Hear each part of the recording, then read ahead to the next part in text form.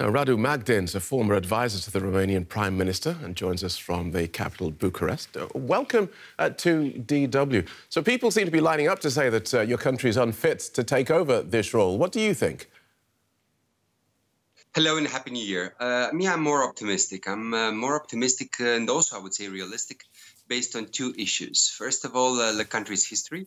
We're immensely tactical. We are a Latin country, which means we do believe in a very, let's say, passionate politics. And second of all, the so-called deep state, which has been accused of many things in Romania and abroad, I would say it's pretty strong. So I trust our diplomats. I trust our civil servants. At the same time, as a lot of the people who are following the EU are very much aware, it's not the presidency of the Council who is ensuring the absolute amount of things that the Union has to deliver upon. At the same time, the ministers are well aware right now that it's an issue of country pride. And I think that despite very passionate politics in the next 6 months, people will eventually deliver.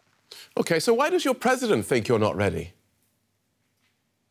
I think both the president and other senior politicians don't really realize that some of their declarations for internal consumptions get immediately translated and abroad, and they enjoyed quite a large dissemination.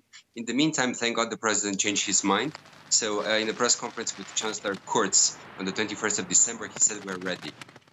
I think that initially, due to the fact that we have a high polarization in politics in Romania and there is cohabitation, so the president is one camp, the parliamentary majority is from another camp, there is always a temptation to point out to the fact that my camp may be more competent and then the other is not.